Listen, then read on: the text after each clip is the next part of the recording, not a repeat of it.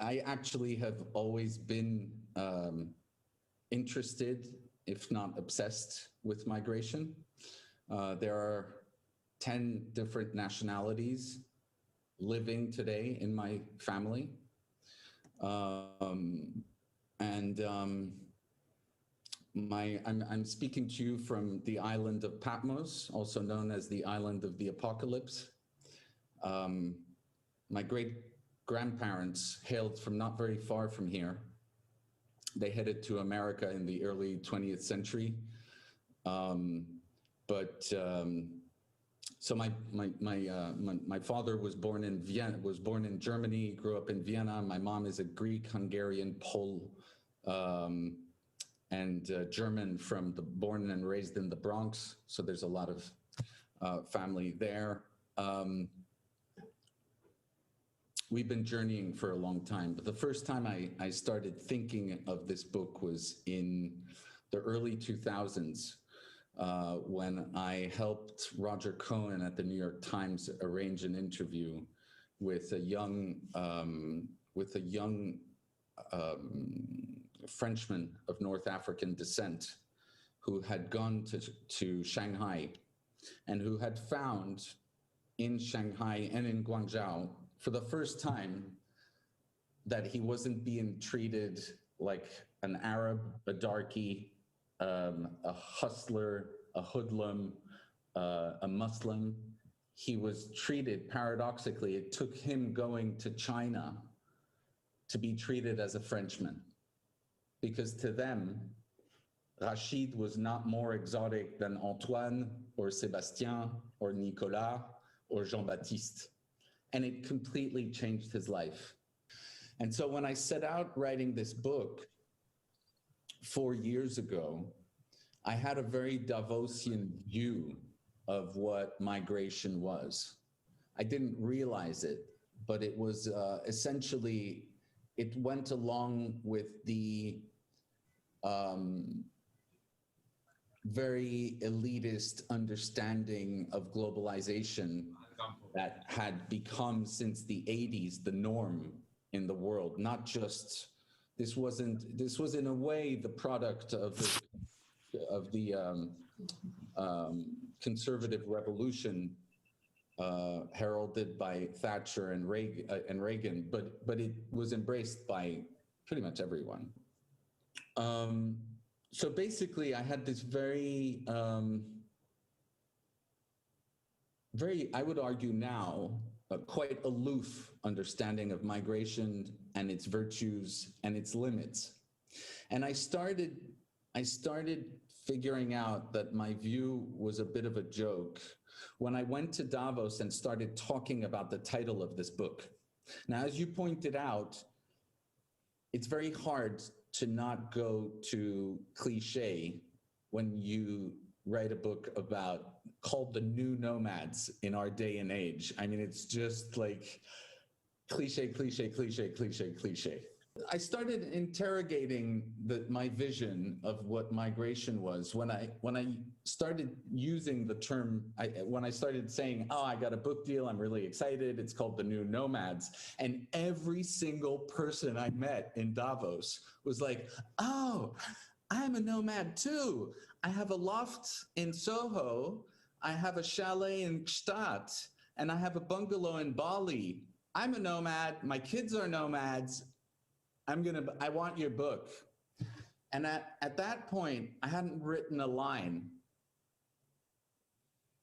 but I felt like there's something going on here that I don't understand. And this impression was compounded when I left Davos and spoke about the title of the book with other more normal folks.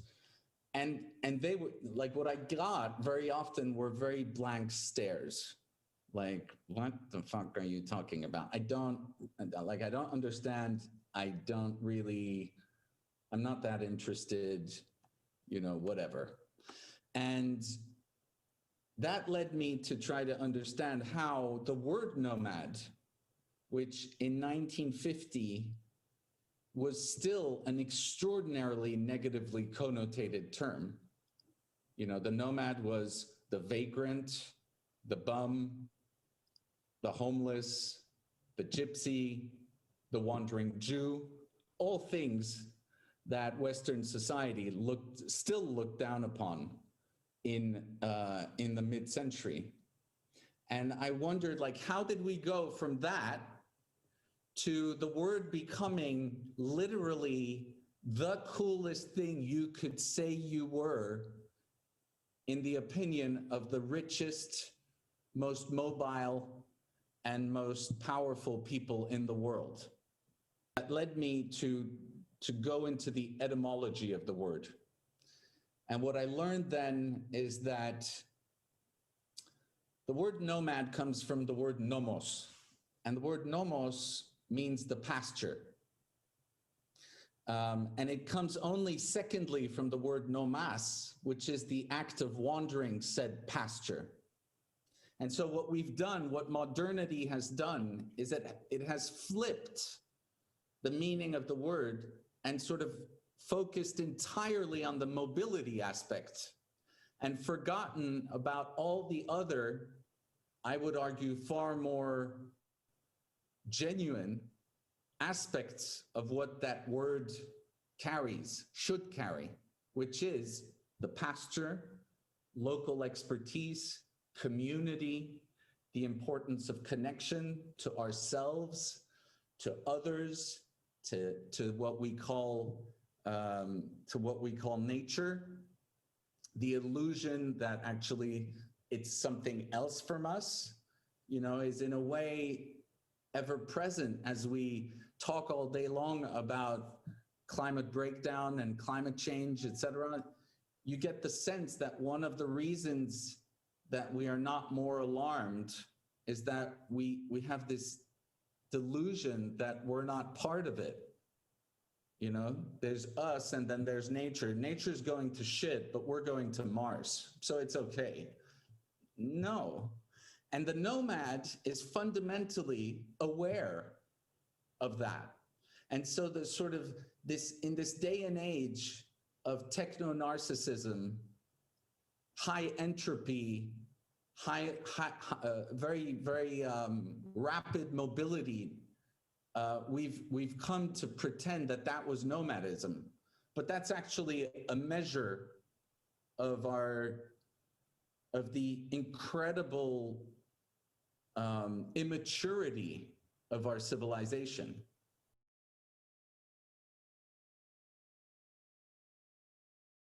I don't think that liberals are more prone to it than people who are more, you know, sort of regular conservative folks or, you know, nativists, like outright racists. I think we're all in the business of othering. But what I find more problematic is that people who vote for Donald Trump, especially now, you know, not the people who voted for him in 2016, who thought it was an interesting thing to try. I'm talking about the people who are still supporting Donald Trump now. Othering is what they do. I mean, if you ask them, are you othering immigrants, brown people, Latinos, Muslims? They'll say yes. It's not just that we do it. This is the center of our political platform. But the difference is that, on the other hand, we have this asymmetry where liberals think they don't other, which is a bit of a joke when you see just the way, you know, they look at people who are wearing those MAGA hats. We're all othering, but liberals are liberals tend to suffer from the delusion that they're not doing it, which makes it more problematic.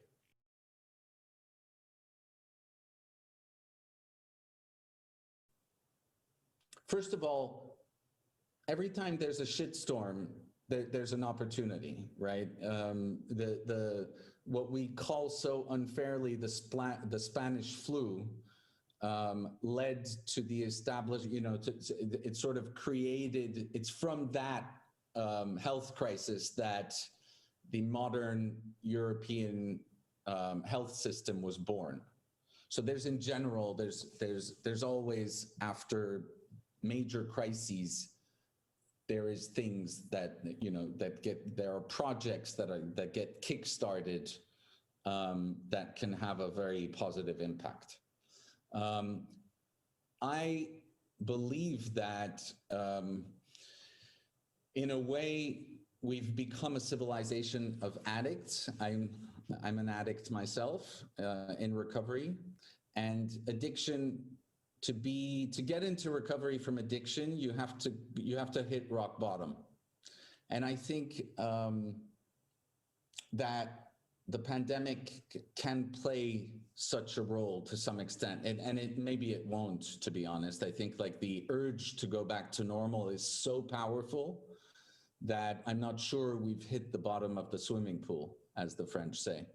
But I think that there is, in a way, what this book is about is the discovery that, so nomadism is not roaming around the world in a plane to hang out with other people who roam around the world in planes in a different place.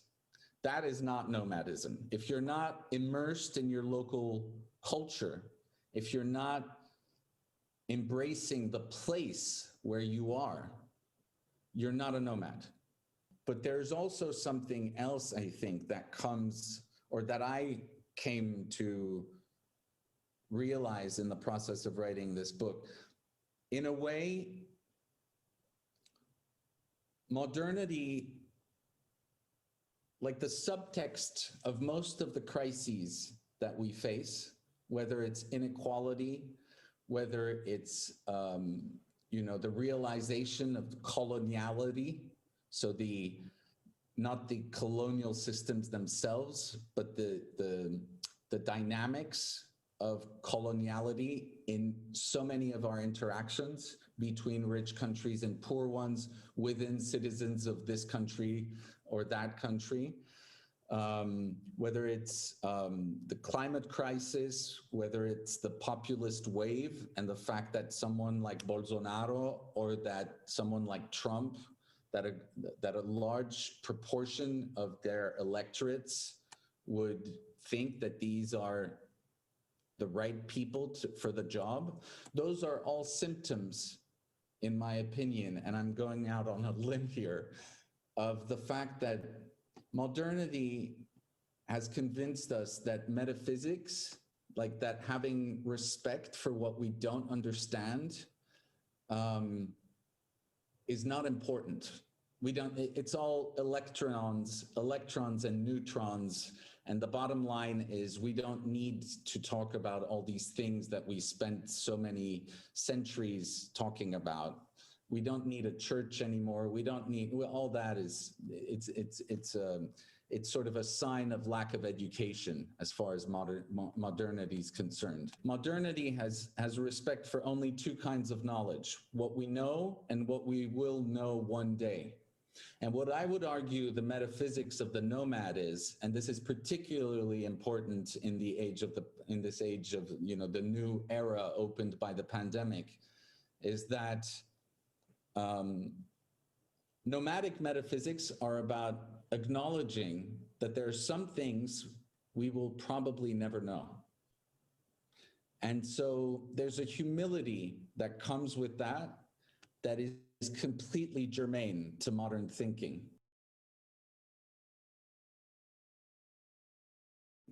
Addiction is an incredible way to learn to grow up. There's a way, you know, we think that addiction is about taking too much of a certain substance that is toxic. But actually, addiction is the act of, it's an ill-conceived attempt to not feel the way we feel. So addicts addiction is a much more complex thing than we think. The height of my addiction was also the height of my career as a global schmoozer. For me, you know, like addicts were people who shot up on park benches, or who, you know, smoked, like sucked on glass pipes in crack houses. I was living like the high life. I was on TV and on the radio all the time in France. I was advising heads of state. I was flying around the world at an insane pace. And part of me thought, like, this is amazing. Like, am I not? I thought I was James Bond. And so with the hindsight of about 5 years in recovery, it began to dawn on me that I was doing really well in Davos and in presidential palaces, because addiction is a disease, among others, it's a disease of the ego. It's not by chance that addiction goes very well with megalomania and narcissism and all that good stuff. And you know, it just struck me suddenly, wait, I was working for some of the people with the biggest egos in the world.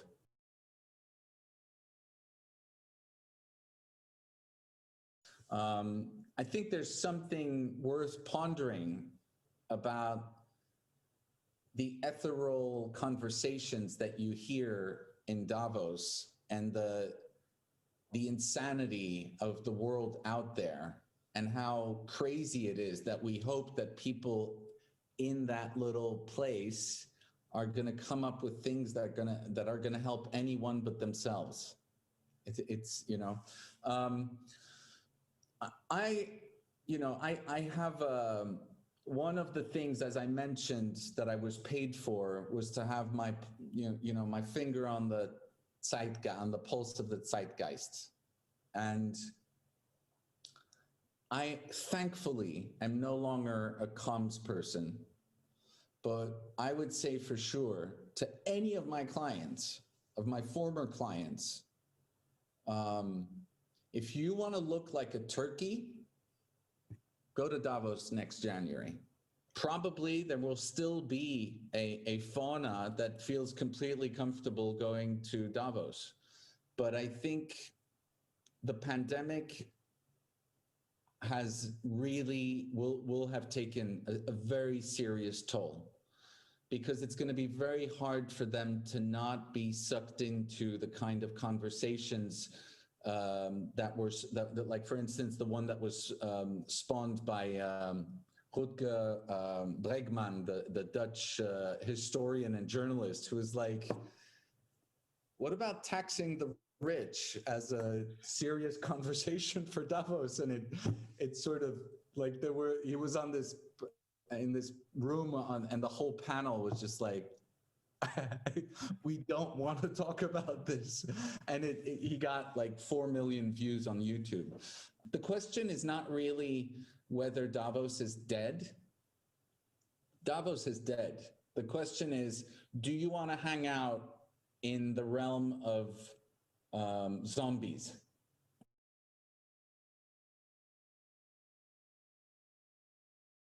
So I converted to Islam to marry a Tunisian woman in the early 2000s.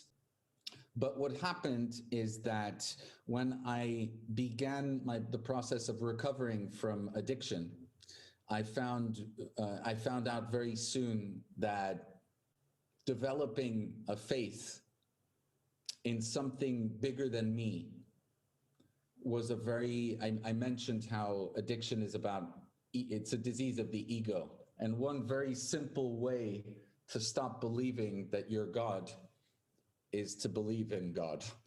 When I understood that faith was going to take a very big role in my life, I realized that I began to believe in teleology. I began to see that I should have respect and show reverence for the trajectory that had been mine. And so I saw that my conversion to Islam was not an accident. It was, in a way, it was the last time that I had a chance to get off the roller coaster of active addiction, and I did not seize that chance. And so when I began to have faith, I went back towards Islam. Like, for me, it's just a reverence for what I don't understand that has led me to become or to embrace my journey within Islam. But I think it's important for me to say, and I'll shut up. The big break in my life is believing in God. It's to me less important which way I have of having a relationship with God than the fact that I have a relationship with God.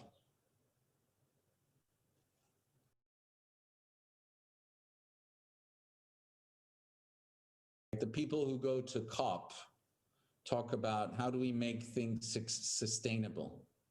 But in a way, what Greta Thunberg and her friends and other activists of her generation and an increasing number of people from other generations are saying is, sustain this shit show? Are you fucking kidding? Like, the fact that we are using this term to try to say that, to continue arguing that what we should be doing is trying to get the rest of the world, including half of the global population that lives on $5 a day, to live the way, not even an American does, but the way a Slovenian does. That's insane. If we all live that way, we will be at +7 degrees.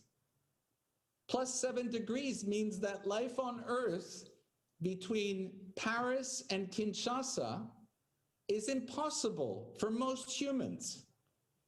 This is, the latest projections of the climate scientists, the French ones who are taking part in the IPCC's reports.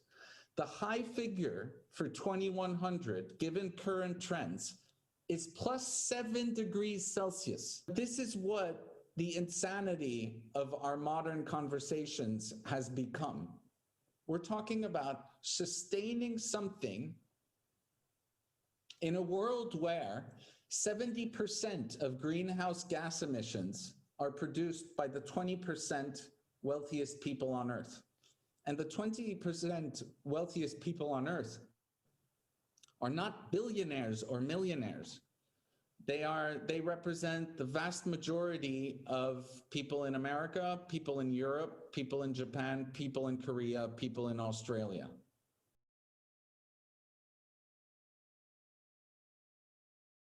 The question really is, how do you do something, how do you build a process that is truly generative, that doesn't just end up being Davos, again, a different kind with different people?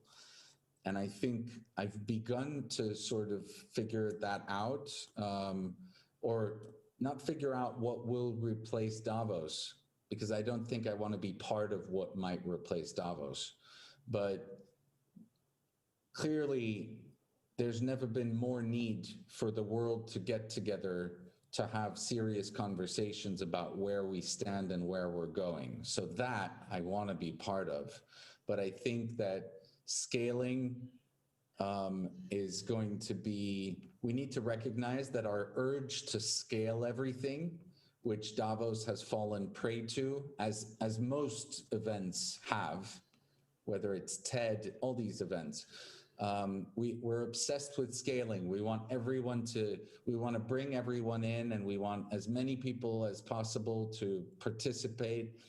I think that's a mistake. Heteroglossia is what happens when everyone's talking about sustainability or the environment, and actually you realize when you're talking with them that you're not at all talking about the same thing. And I think that is one of the big problems of Davos. They'll say green, sustainable, climate awareness, and then they go home and they think that they've done something, when actually the only way to really move the proverbial needle is to actually create the conditions for the words to mean the same thing. And that is not something that can happen at the top of the mountain or anywhere in 3 days every year. It's a process that requires a relationship to be built between the participants. And the fact that that building that relationship is so important means that the process probably needs to have a very limited number of participants. And it means it needs to be a process, not an event. It needs to be an ongoing conversation that sometimes you don't want to go to because you're not in the mood, you know? So, and it's not exciting, and it's not, and you're not going to bump into, you know, Bill Gates or Bono. It's going to be fucking boring. And that process to me looks a lot more like the meetings of many 12-step programs.